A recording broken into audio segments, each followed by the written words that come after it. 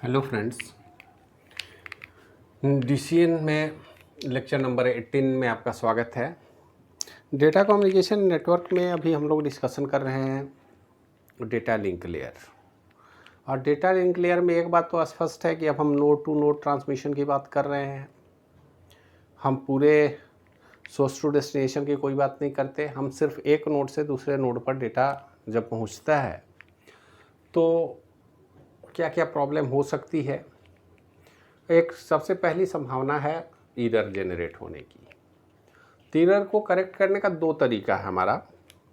अगर हम कोई डेटा ए से बी के पास भेजते हैं,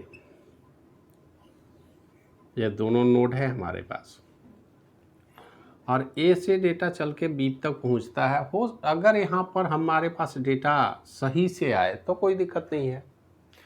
लेकिन इसकी गारंटी कैसे इंश्योर होगी कि डेटा सही से पहुंचा है? ये तो करना बड़ा कठिन काम है। तो हम क्या करते हैं, यहाँ पर दो तरीका लगाते हैं। पहला, एरर को फाइंड करना, चेक करना, और एक बार अगर एरर डिटेक्ट हो जाए तो फिर उसको करेक्ट करना। तो करेक्शन का दो टेक्निक है। पहला है रीट्रांसमिशन,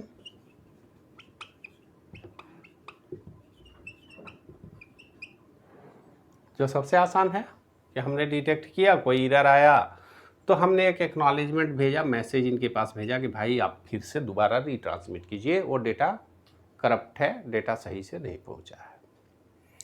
तो ये तो आसान तरीका हो गया। ये अलग बात है कि इनकी पेनल्टी लगेगी। अब फिर यहाँ से मैसेज जाएगा, फिर से दोबारा डेटा आएगा, दोबारा अगर करेक्ट नहीं हुआ तो फिर से हम वापस भेजेंगे, फिर से दोबारा डेटा को मंगाएंगे। लेकिन इसमें इस बात को हम इंश्योर कर सकते हैं कि अब यहाँ पर आने वाला, यहाँ से तभी डेटा पास करेगा आगे जब वो डेटा करेक्ट हो। दूसरा है करेक्शन की टेक्निक। रीट्रांसमिशन नहीं करके हम इसको करेक्ट करने की कोशिश करेंगे। आप जानते हैं करेक्शन का टेक्निक, कल हमने दोनों ही टेक्निक पर डिस्कशन किया। पहला पैरिटी बीट और दूसरा मल्टी बीट पैरिटी हमने लगाया, जिसके आसानी से हम उसको चेक भी कर पा रहे थे, जिसको हमने चेकसम बोला। तो पहला टेक्निक पैरिटी का था, दूसरा चेकसम का था। आज ये हम जो डिस्कशन कर रहे हैं ये तीसरी टेक्निक है डेटा ट्रांसमिशन में एरर करेक्शन का। और यहाँ पर एरर को हम डिटेक्ट कर पाने की कोशिश करते हैं।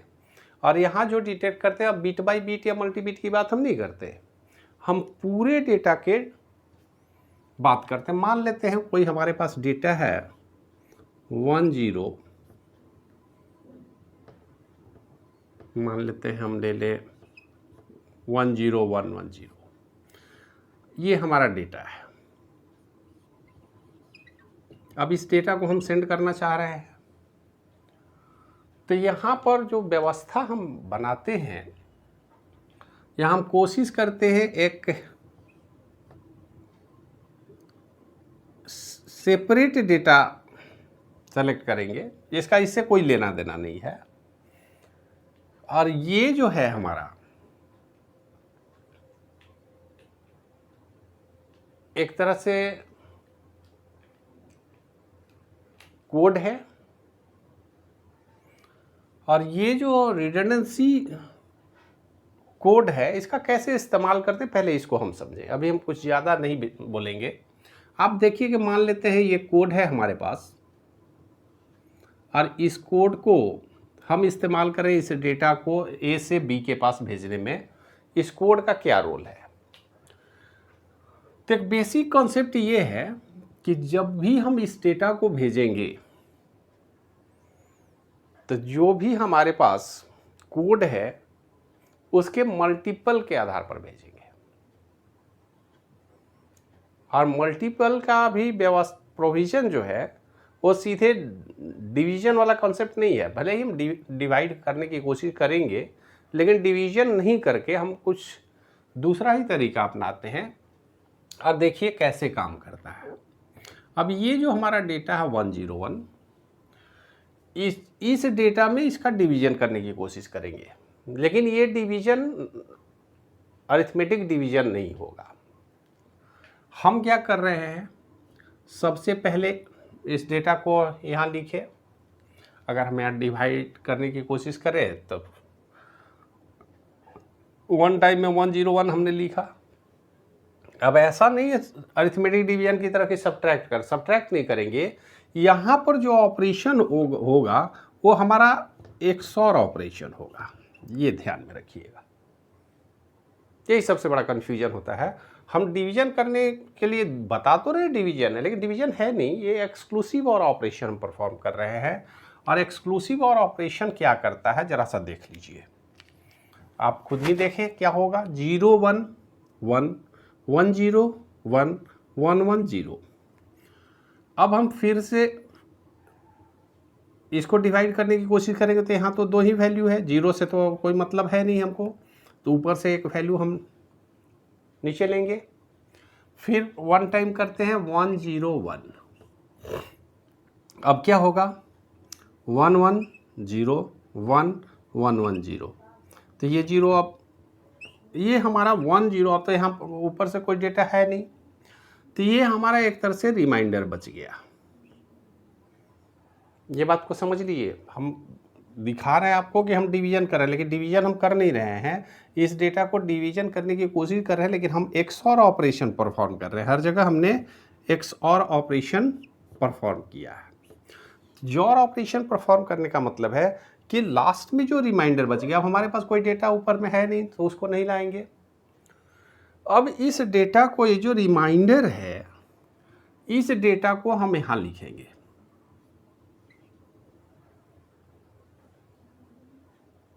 बात समझ में आई? मतलब हमारा एक्चुअल डेटा ये है, ये रिडंडेंसी कोड है। अब ये कंप्लीट डेटा हमारा डेटा वर्ड हो जाएगा और इस पूरे डेटा को हम A से B तक सेंड करेंगे। हमारा डेटा क्या था 1 1 0 0 1, हमने रिडंडेंट कोड डाला इसमें 1 0। इस डेटा को हमने भेज दिया B के पास, ठीक है। B के पास डेटा के साथ उसका रिटर्न कोड भी आया है। B को कैसे पता चलेगा डेटा सही है या नहीं है? तो इसके साथ हम डेटा में ये अपना जो कोड है इसको रिडंडेंट कोड को भी भेजते हैं।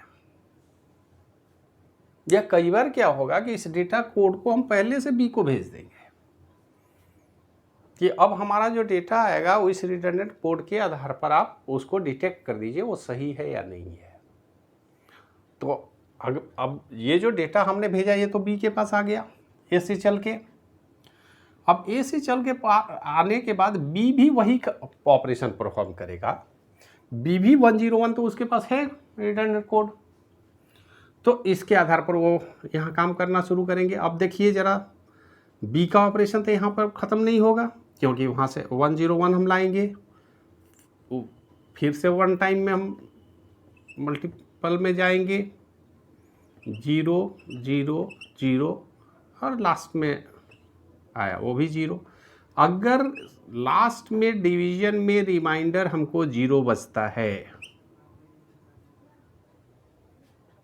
B के पास, A के पास तो जो बचा था उसको हमने यहाँ ऐड कर दिया, तो स्वाभाविक है कि अब तो रिमाइंडर 0 बचेगा। इस बात को आप दूसरे तरीके से समझ लें। मान लेते हैं हमारे पास डेसिमल वैल्यू है 25 और हमने आपको बोला कि डेटा हमारा कोई भी हो हम उसको हमेशा 5 के मल्टीपल में भेजेंगे। या मान लेते हैं ये हमारा डेटा है 27,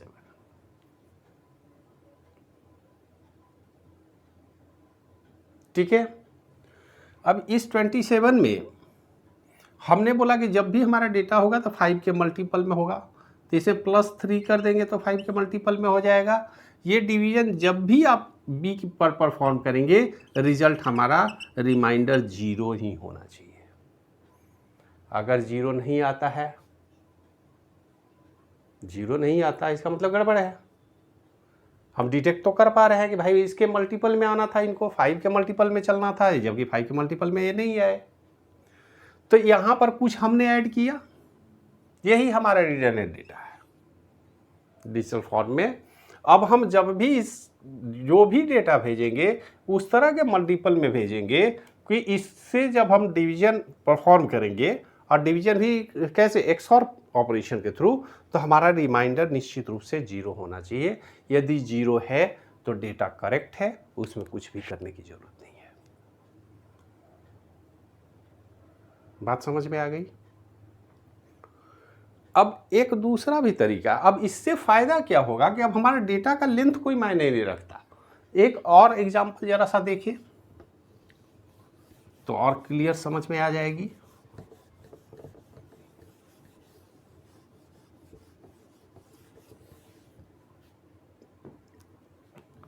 one zero one zero one one zero one, थोड़ा बड़ा डेटा ले लेते हैं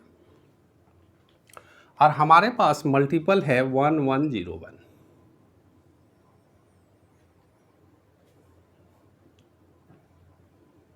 ऑपरेशन करना हमने सीख लिया है, हमें पता है हमें क्या करना है।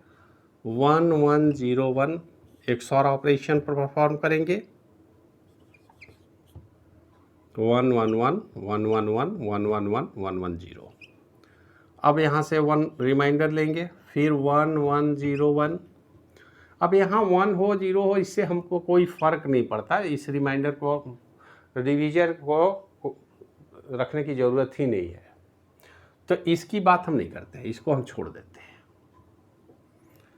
यहाँ अब केवल यहाँ आप कॉन्सेंट्रेट करें।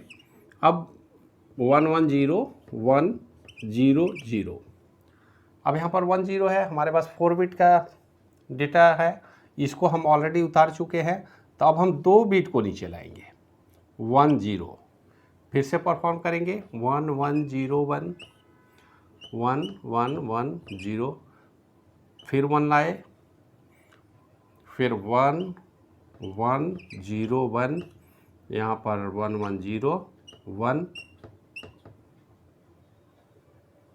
अब इसको आप ऐसे लिख लें।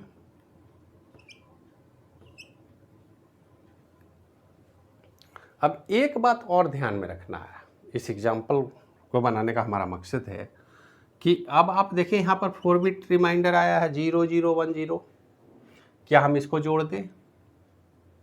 नहीं, इसके लेंथ को आप देखें, इससे -1, मतलब ये 4 बिट है, तो यहाँ पर हम लेफ्ट से केवल रिमाइंडर 3 तक की ही बात करेंगे, यही ऐड करेंगे, 4 बिट ऐड कभी नहीं करेंगे, 1 बिट कम इसके लेंथ से। अगर n बिट पॉलिनोमियल है तो n-1 करेंगे, उतने ही बिट को ऐड करेंगे। तो यहाँ हम ऐड करेंगे 010।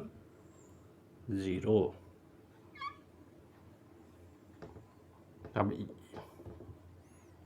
मतलब अब हमारा जो डेटा है वो कंप्लीट डेटा वर्ड इतना बड़ा हो गया, जिसमें हमको ये पता है कि अगर 4 बिट पॉलिनोमियल आपने भेजा है, 1101 भेजा है, तो इसका मतलब है कि लास्ट में 3 बिट ही ऐड किया गया है रिमाइंडर।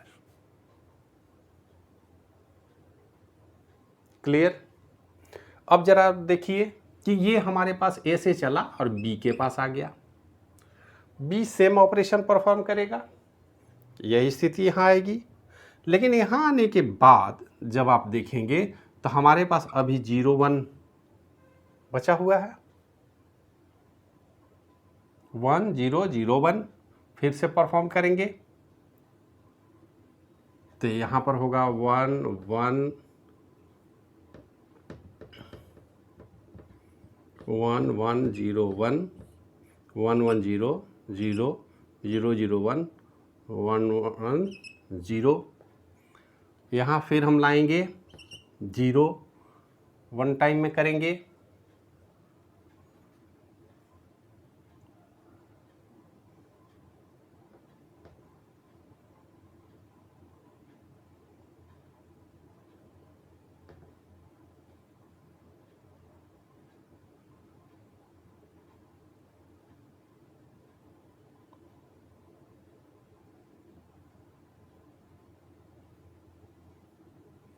यहाँ पर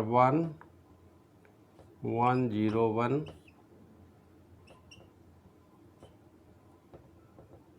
एक मिनट।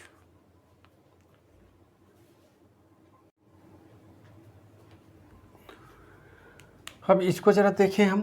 बी में जब हम करने लगे तो यहाँ पर अब लास्ट के 3 बिट हम देखें तो लास्ट के 3 बिट यहाँ 0 आ रहा है। मतलब इसका मतलब है कि इसके बाद हमारा रिमाइंडर कुछ भी नहीं बचा। इसका मतलब ये डेटा हमारा सही से बी के पास पहुँच गया है। और हम जितने बिट ऐड किए थे उन बिट के पोजीशन पर सबसे लास्ट में जब हम आते हैं तो हम पाते हैं कि हमारे पास रिमाइंडर कुछ भी नहीं बच रहा है, क्योंकि हमारे 4 बिट है तो 3 बिट हमने ऐड किया था। ये 3 बिट अगर 0 हो जाता है इसका मतलब हमारा डेटा प्रॉपर है, सही है, इसमें कुछ भी बदलाव करने की ज़रूरत नहीं है। एक बात ये हो गई। कई बार एग्जामिनेशन में अब तरीका थोड़ा बदल दिया जाता है। उसमें वो क्या करेंगे, वो बोलेंगे कि ये हमारा डेटा है, ज़रा सा देख लें आप।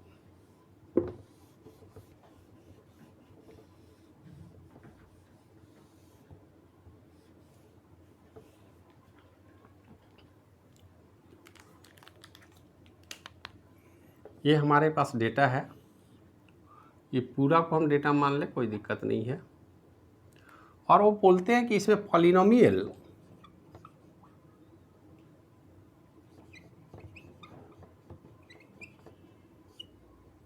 पॉलिनोमियल जो है उसको रिप्रेजेंट करते हैं x4 प्लस x3 प्लस 1।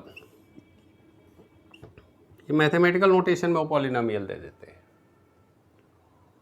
अब हमें ये नहीं पता चलेगा कि पॉलिनोमियल का एक्चुअल बाइनरी वैल्यू क्या है, तो आपको कुछ ज़्यादा करने की ज़रूरत नहीं है। ये हमारा ओरिजिनल डेटा है, इसमें तो कोई दिक्कत नहीं है। पॉलिनोमियल को आप 2 के पावर, देखिए सबसे पहले इसमें कितना ऐड करना है डेटा बिट, तो ये अगर पावर 4 है इसका मतलब है यहाँ 3 बिट ऐड होगा, पहली बात। दूसरा, इसका एक्चुअल वैल्यू क्या है, तो इसको ज़रा हम तोड़ने की कोशिश करेंगे। x2 power 4 means 2 to power 4 plus 1 into 2 to power 3 plus, अब जहाँ पे वैल्यू नहीं है डिक्रीमेंटल ऑर्डर में आप उसको 0 मानेंगे, plus 0 plus 0 plus 1 into x2 power 0 है। x2 पावर 0 मीन्स 1, तो ये एक्चुअल में यहाँ पर 1 इंटू x2 पावर 0 है, ये आप मान के चलेंगे। तो एक्चुअल वैल्यू हमारा क्या होता है, 1 1 0 0 1। तो इस वैल्यू को पहले डिकोड करना आपको आना चाहिए। इसी तरह से इस फॉर्मूले को भी रिप्रेजेंट किया जा सकता है पॉलिनोमियल फॉर्म में ही। तो यहाँ पर देख लीजिए x2 पावर 0 1 2 3 4 5 6 7 8 9 10 2 टू पावर 10 हो जाएगा। अब एक्चुअल नंबर के फिजिकल वैल्यू मैग्नीट्यूड की बात नहीं कर रहे हैं, पोजीशन की बात होगी। तो इस तरह से एक्सपोनेंशियल फॉर्म में भी दिया जाता है। अब जरा सा इसी वैल्यू को हम देख लें, इसके आधार पर CRC कोड जनरेट करने की कोशिश करेंगे। ये आपको समझ में आ गई होगी। अब देखिए हमारा ये डेटा वैल्यू है, और इस डेटा वैल्यू में पॉलिनोमियल की बात हम करेंगे। तो जरा सा देख लीजिए 1 1 0 0 1।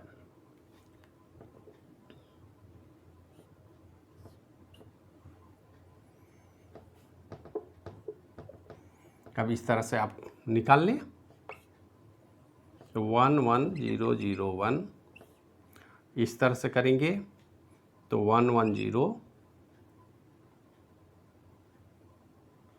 ये यहाँ तक है 1 1 0 0 0 0 1 1 0। फिर से आप नीचे वैल्यू लाएं 1 1 0 0 1, ये तो कंप्लीट 0 हो जा रहा है। फिर हम डेटा लेके आएंगे, क्योंकि अभी हमारा डेटा तो ख़त्म हुआ नहीं है, ये तो इस 1 की बात थी। अब हम सीधे तौर पर डेटा लेके आएंगे 0 1 0 1 0, 5 बिट चाहिए था हमको। तो अब यहाँ पर फिर से करें 1 1 0 0 1, 1 1 0 1 1 0 1। अभी भी 5 वैल्यू है, फिर से हम इसको करेंगे 1 1 0 0 1 1 1 0 1 0 1 ये 0, ये हमारा रिमाइंडर हो गया 1 0 1 0। यहाँ पर हम 4 बिट में डाल देंगे 1 0 1 0। तो ये हमारा पूरा कंप्लीट वर्ड होगा।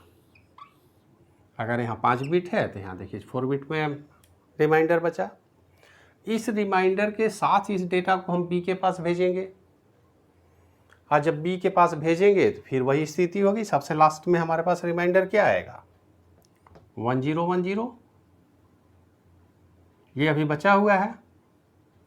लेकिन इसके बाद हमारे पास ये डेटा भी बचा हुआ है, तो फिर से हम करेंगे 1 1 1 0 0 1 0 0 1 1, फिर से डेटा लेके आएंगे।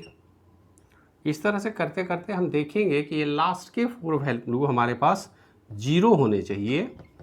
ये आप करके देख लेंगे, क्योंकि हमने एडिशनल बिट यही जोड़ा है। तो अगर यहाँ पे 0 आ जाता है तो हम मान लेंगे कि हमारा डेटा सही से ट्रांसमिशन हुआ है। और सही से अगर हमने डेटा ट्रांसमिट किया है तो हम आसानी से डिटेक्ट कर पाएंगे कि पॉलिनोमियल ये जो पोजीशन है हमारे पास डेटा के साथ जो अटैच किया हमने कोड, क्योंकि पॉलिनोमियल वैल्यू तो ऑलरेडी पहले से हमारे पास पहुंच जाएगा, उसके आधार पर हम ए से बी के बीच डेटा को टेस्ट कर लेते हैं, चेकिंग कर लेते हैं। यहाँ पर सुधारने की बात नहीं है, अगर गड़बड़ है तो रीट्रांसमिट होगा। सीआरसी में रीट्रांसमिशन की बात होती है।